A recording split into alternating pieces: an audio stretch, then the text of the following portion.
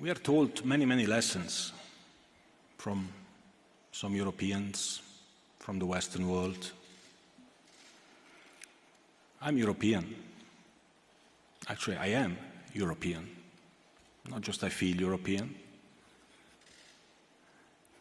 I think for what we Europeans have been doing in the last 3,000 years around the world, we should be apologizing for the next 3,000 years before starting to give moral lessons. We're doing everything we can to be as transparent as we can. You've known me a while, and I think you know by now from what you've seen in the last few weeks that we're trying to be really open. So there's some parameters that we have to work within that FIFA set, but we're going to push those. We're going to do everything we can to draw the curtain back.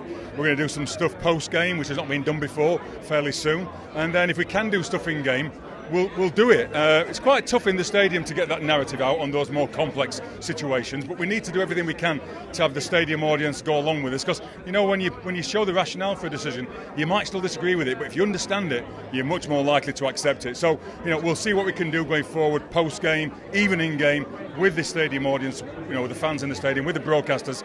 That's certainly my intention, and hopefully you'll see some developments in the coming week. The football world has been thrown into turmoil following astonishing reports that FIFA has intervened in the controversial clash between Manchester United and AFC Bournemouth, with claims that United have now been awarded all 3 points after the final whistle. What began as a tense and competitive fixture quickly spiraled into one of the most debated matches of the season. The game itself featured moments of quality, intensity, and tactical battles, but it was a series of contentious refereeing decisions, particularly involving VAR, that ultimately dominated the headlines. A key incident, believed to have significantly impacted the outcome, left players, fans, and analysts divided. In the immediate aftermath, outrage poured in from all corners of the football community. Supporters of Manchester United argued that their team had been denied clear decisions, while Bournemouth fans insisted the officiating errors were being exaggerated. Pundits and former players added fuel to the fire, with many openly criticizing the inconsistent use of VAR and calling for greater transparency in decision-making. However,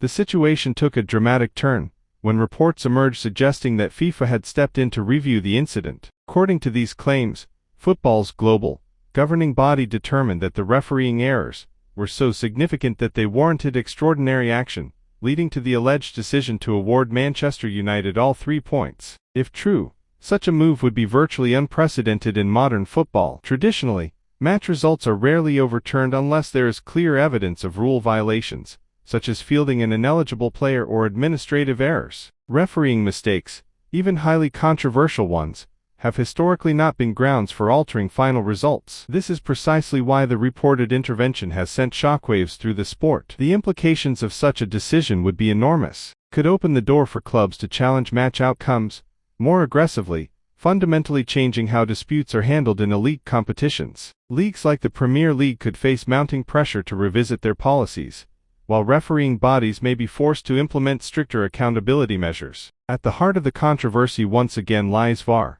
a system introduced to eliminate clear and obvious errors but which continues to divide opinion. Critics argue that instead of bringing clarity, VAR has introduced new layers of confusion and inconsistency. Supporters, however, maintain that the technology is being undermined by poor implementation rather than flawed in principle. As of now, there has been no official confirmation from FIFA or the Premier League regarding the reported decision, leaving fans anxiously awaiting clarity. Whether the claims prove accurate or not, the incident has already reignited one of football's most heated debates.